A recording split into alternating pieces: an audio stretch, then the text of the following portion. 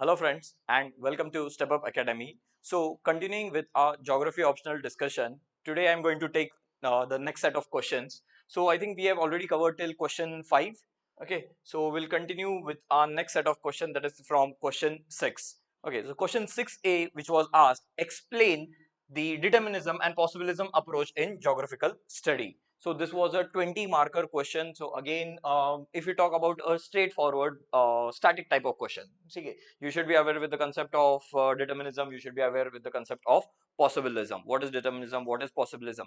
Plus, along with that, you should be thoroughly aware with the names of the geographers who have given, who have talked about these geographical thoughts. Okay, so first of all, if you talk about determinism, the most prominent geographer associated with it, that is Frederick Ratzel. And if you talk about possibilism, that is Paul Vidal de Blas, or you can simply say talk about Vidal. Okay, that is also fine. So they shaped the geographical thought in geography, and they explained the interrelationship between the human and the environment. Okay, so possibilism and this determinism basically talks about the human and the environment relation. How the environment is affecting the lives of the humans, that is determinism, and how humans for their own needs changes the environment accordingly, that is possibilism.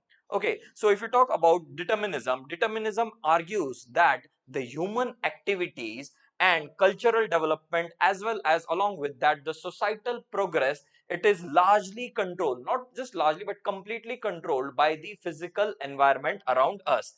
The physical environment, that is the climate, the relief that we have, relief features, and the natural resources, they control the human behavior. They control the culture of the human. They control the societal progress of the human.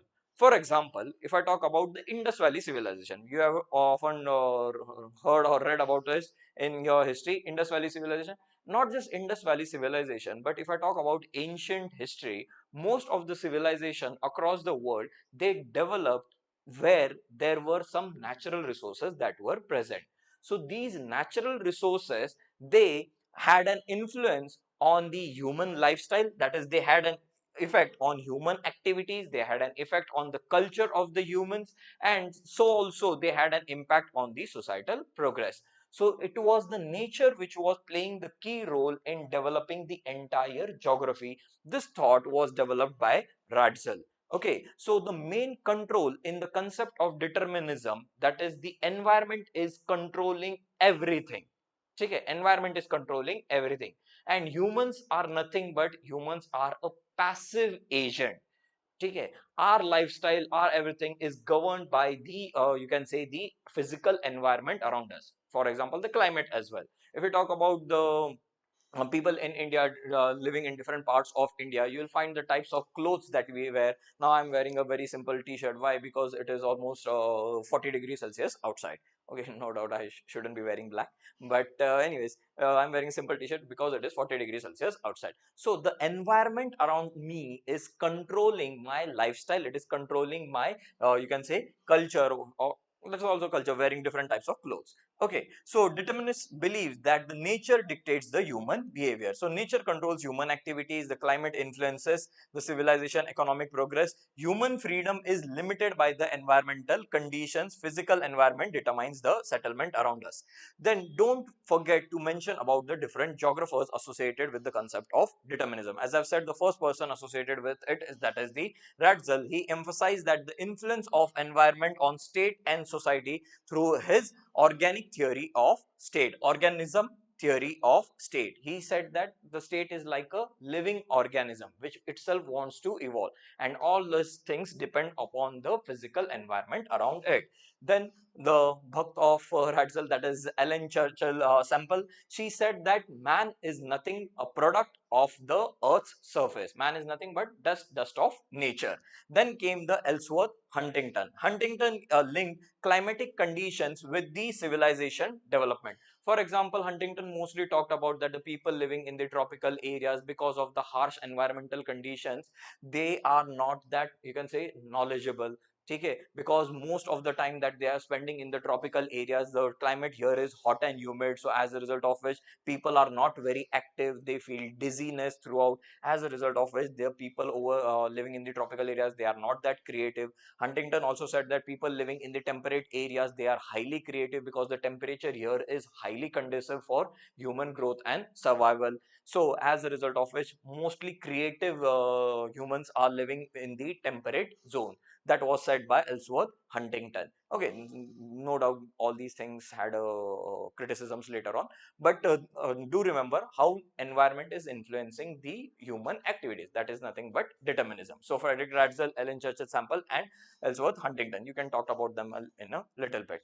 Then there was some criticism, as I've said, with respect to, because here they have said explain. So a little bit of criticism. I'm not evaluating, I'm not criticizing it in way too detail. So it gave a significant, you can say, role to the environment. Environment was excessively exaggerated. Role of environment was exaggerated and ignored the complete role of humans. Okay. Nowadays we know that human, uh, depending upon the need, we are now changing the environment around us. For example, we have that you can say uh, uh, terrace gardens. Okay, so what are terrace gardens? We know that the terraces during the summer season, they get a lot of heat, they receive a lot of heat, as a result of which the entire building structure gets heated. So nowadays we are focusing on having terrace garden. So terrace garden is nothing but that is the technological advancement, that is the human creativeness. Okay, so humans are also a part of nature, but we are highly creative, we are changing the environment around us as per our need. Whereas in determinism, it was saying that the entire activities of the humans are governed by the environment. So that is not true. So determinism, it undermined the technological advancement, cultural diversity, and the human creativity to a great extent. Then Huntington's approach, it also justified the then colonialism or imperialism and superiority theories. So Huntington, which was talking about most of the superior people live in the temperate region because they are highly creative, the climate over them is favorable for them. So the people over there are highly creative, he said that. So Huntington's approach was also criticized for being in favor of colonialism and for giving the racial superiority theories. Then came the possibilism approach in geography. Possibilism emerged as a reaction to the determinism, and it said that humans are not a passive agent. Humans are active agent. Humans are active agent, and we modify the environment around us as per our need. Okay, so depending upon the availability of technology, we are changing the environment. It argues that nature offers opportunity. Nature definitely offers us opportunity to change as per the environment. Okay, so according to possibilists, environment does not compel, it is not forcing the humans to live as per the conditions over them. For example, now I know it is 40 degrees Celsius over here, but the nature, is it forcing me to stay over here in 40 degrees Celsius? With our humans creativity, we have invented ACs, air conditioners nowadays we have in our houses. So that is nature has provided. Obviously the resources for the air conditioner comes from nature itself. Okay, so the nature has provided us with ample opportunity to use our creative mind so that we can live in this harsh condition as well. Okay, so humans are active agent, nature provides opportunities, technology enables environmental modification, and cultural factors influence resource utilization. Then the most important geographers associated with it is the Vidal. Okay, he proposed possibilism and emphasized the concept of genre de vie, that is the cultural regions. Regions having, he talked about pays, a unique region with a unique genre de vie, that is the unique culture. Okay, explaining how societies adapt differently within similar environments. Then Faber famously stated that there are no necessities, but everywhere there are possibilities. Okay, everywhere there are possibilities. You go to any type of environment, you will find that people trying to use their creative minds to live in that particular harsh condition. For example, if I go to Alaska, people used to live over there in igloos. Now we have a heating system in the house. Igloos, we, that is human creative mind, that okay, the ice block, they trap the heat, as a result of which they remain warm. So there are no necessities. The nature does provide ample opportunities. So but everywhere there are possibilities. Then Carl Sawer emphasize the cultural landscapes created through human modification of nature. So just now I gave about example about igloo in Alaska. That is as the cultural landscape. Okay, so now we also see examples: Israel practicing agriculture in desert areas, okay, Netherlands reclaiming lands. So all these are examples. So uh, by after writing determinism and possibilism, this is a 20 marker question. Okay, don't just stop over there. Try to also add one extra value addition point, that is, now we are mostly contemporary relevance. Now we are mostly talking about neo-determinism. Neo-determinism given by Griffith Taylor. This is now mostly accepted. No doubt the environment has its own control, it has its own saying. For example, now global warming is taking place. Because of global warming, nature's feedback mechanism is taking place. Tropical cyclones are increasing. Okay, for because of rising sea level temperature, rising sea temperatures, we are getting the effect of El Nino. We are now talking about super El Nino this year. Okay, so the nature has its own limits. Nature has its own limit. Even humans, which are part of nature, they have their own limits. So the modern geography has adopted a balanced approach, that is the neo-determinism approach proposed by Griffith Taylor. It accepts the environmental limits while recognizing human technological capabilities as well. Okay, some things in the environment we cannot completely stop. For example, a tropical cyclone. Can we stop a tropical cyclone? कि भाई हाँ भाई रुक जा. नहीं, that's not possible.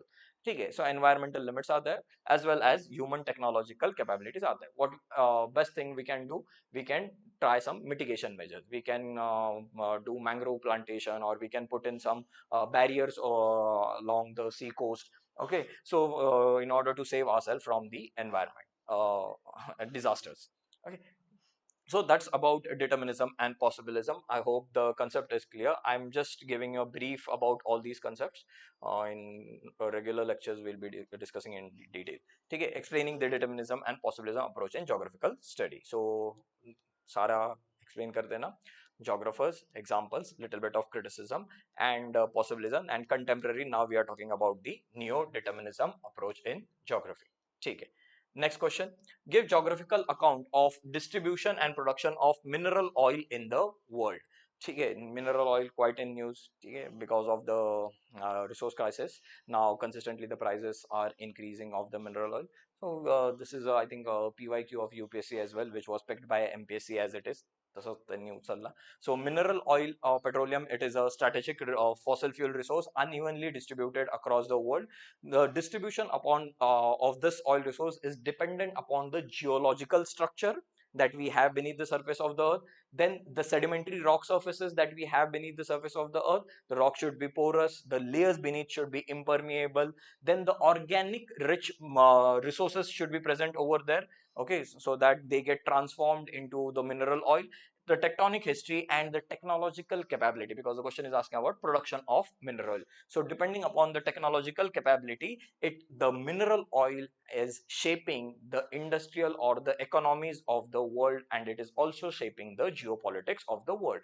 For example, the current wars that are going in the Middle East, all because of these oil resources. The Strait of Hormuz, blockade of the oil supply, energy resource supply. So this is nothing but the geopolitics. Okay, so mineral oil production or mineral oil and petroleum production, it is a strategic resource which is which geographical distribution is dependent upon the geological structure, the history, tectonic history, sedimentary basins, and the technological capability. Then if I talk about the geographical basis of mineral oil distribution, it mainly occurs in the sedimentary basins which were formed in some Mesozoic and in the tertiary periods because of the accumulation of the organic matter under high heat and pressure. Okay, under high heat and pressure condition, these deposits are associated with anticlines, fault traps, and continental shelf region. So I've also said that always try to use some geographer name. ठीक है, तो यहाँ पे भी Eric Zimmerman thought through the functional theory of resources argued that petroleum is a valuable resource only after technological advancement and industrial demand transformed it into a black gold. So mug up this statement in case if you get if you get this petroleum and oil question in UPSC or even in MPSC, you can directly utilize this statement. So basically, Eric Zimmerman, through his functional theory of resources, he said that a resource is valuable only and only when it has some value and when it has some demand in the market. For example, if I talk about this pen, okay, now it has certain value that I'm utilizing it for scrolling, I'm utilizing it for writing on the board, so it has some value. There is also demand because nowadays most of the schools and colleges, they are transforming to in this digital board. So this has suddenly become an important resource because it has got value as well as it has got demand. Okay, so Eric Zimmerman, through his functional theory of resources, argued that petroleum becomes a valuable resource because it has high value and industrial demand. That's why now we call it as a black gold. ठीक है, वरना क्या ही है, काला oil एक liquid पड़ा हुआ है, had it been of no use तो कोई मतलब ही नहीं रहता. ठीक है. So the question is about the production and distribution, global distribution. So major conditions for petroleum formation basically are the thick sedimentary basin should be present over there, then organic rich deposits should be present over there, the rocks should be porous rock should be there, but the underlying layer should be, it should be impermeable so that the oil or the liquid doesn't seep through immediately. It should be impermeable. There should be suitable temperature and the pressure, because of which the organic minerals will get converted or transformed into petroleum. And structural and stratigraphic graphs should be there. The question has asked about the global distribution, so you already know about the global distribution. Do not forget to draw the map. ठीक है, map होना चाहिए आपके answer में. Without map, not possible. ठीक है, you'll get extra mark. So if I talk about the major region, that is the Middle East region, we have oil strategic petroleum and oil reserves in the Middle East, in Saudi Arabia, Iran, Iraq, Kuwait. ठीक है, high basins, then Gawar field in Saudi Arabia, then Kuwait we have the Bargan field. These are the important names. Do mug up these names. You might be, they might be asked in prelims examination as well. ठीक है, then क्योंकि काफी hot topic चल रहा है ये. Then in North America, recently North America has also developed as a major petroleum resource of the world.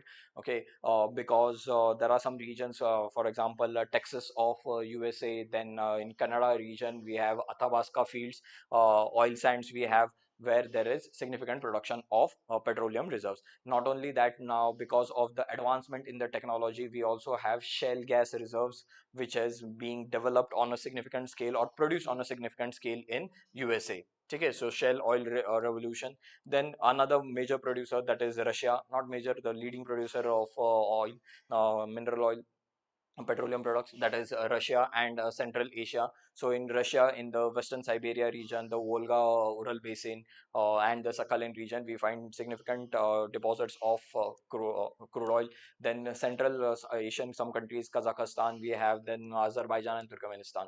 Latin America, we already know that Venezuela, okay, recently it was also in news, Venezuela has the world's largest reserves of heavy crude oil. It has the largest reserves of heavy crude oil, specifically the Orinoco Belt, the northern part of Venezuela. We find largest crude oil resource present over there. That's why people are saying USA attacked Venezuela.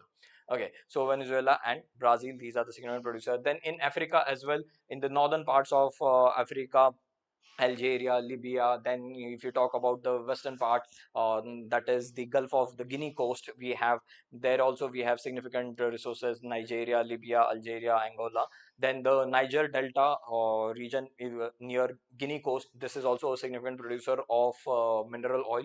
But this region is also called as the resource curse region because despite having ample resources, the region is not that socio-economically developed. Nowadays, most of the time we find that this region is suffering from some or the other kind of diseases, for example Ebola and all.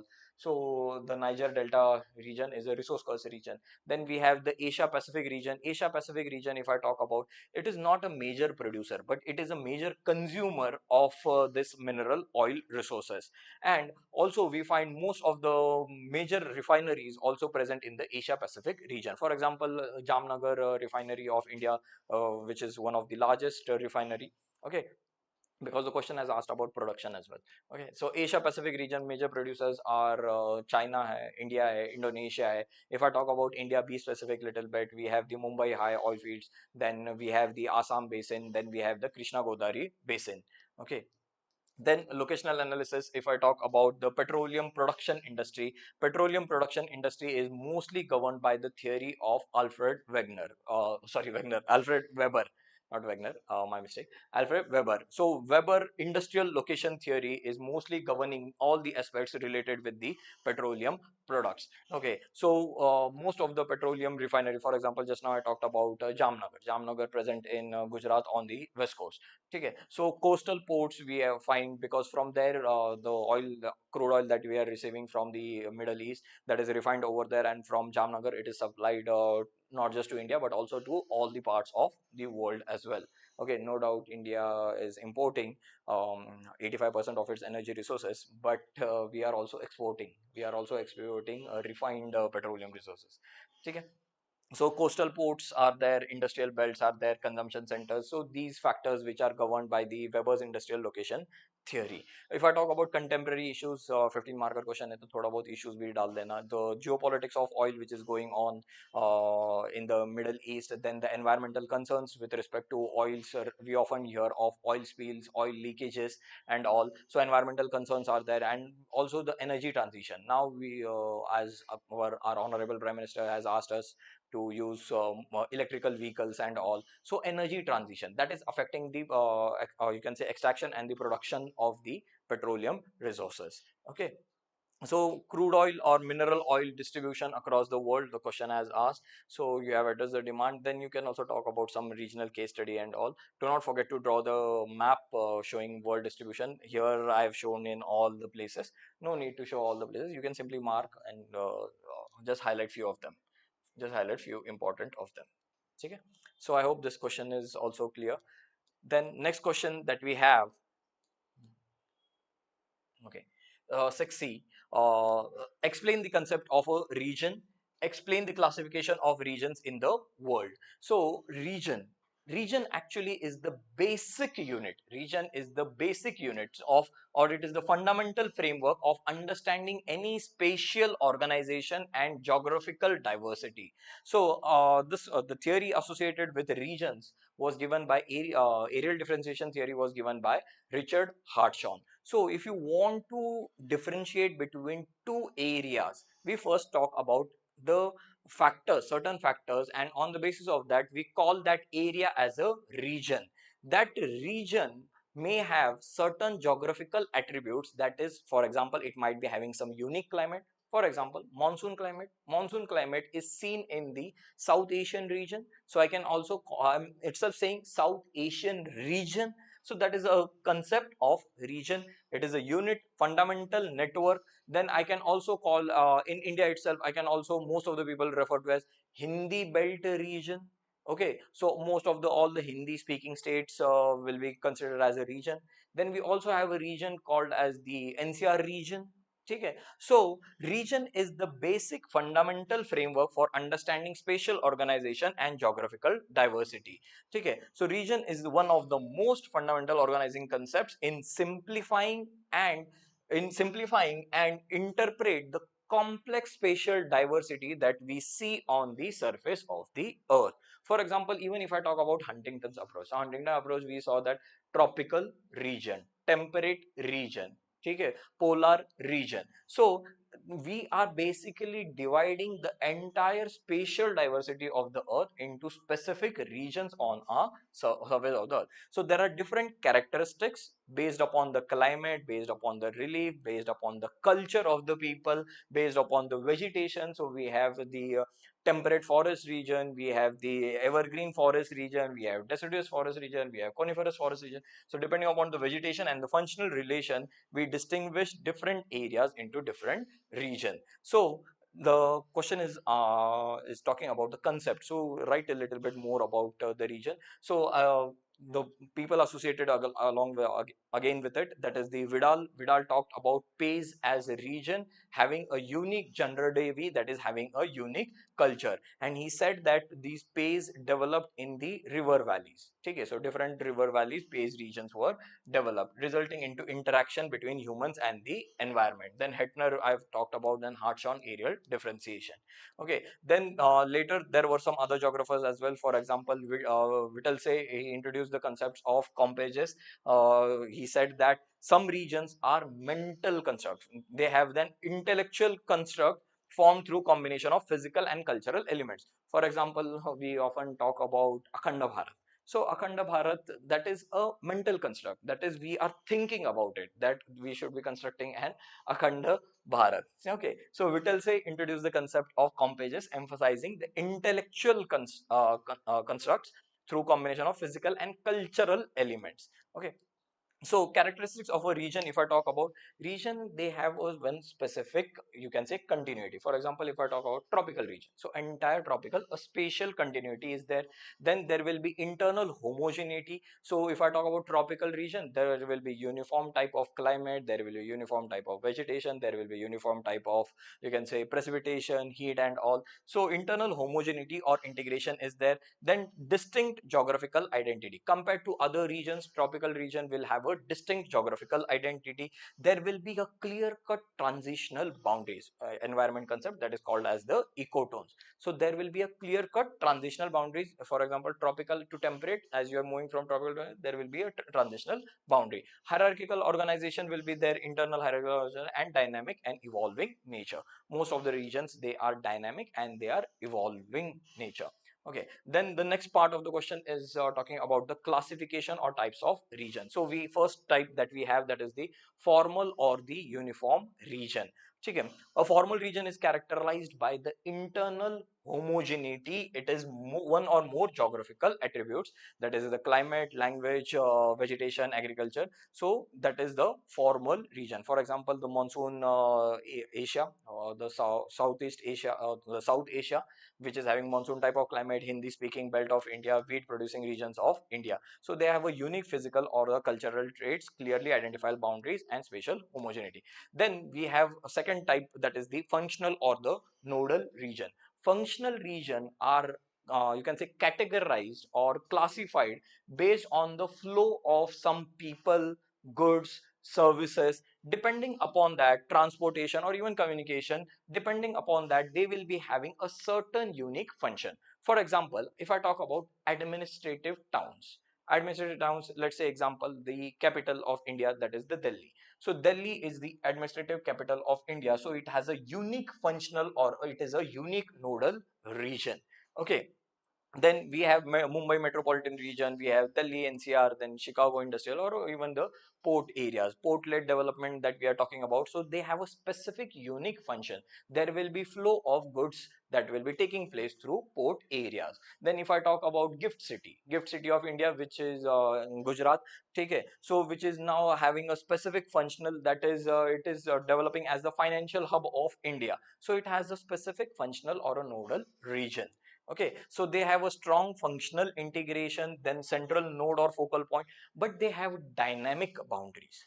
Okay, compared to formal areas, they have a highly dynamic boundaries, because depending upon the change in the function. Let's say, for example, Patna, or even if I talk about Pune area, suddenly now we have developed a new transportation facility, that is metro services. So wherever the metro services will be spreading through, the entire functional area of the metro services will decide the flow of the people around in that area.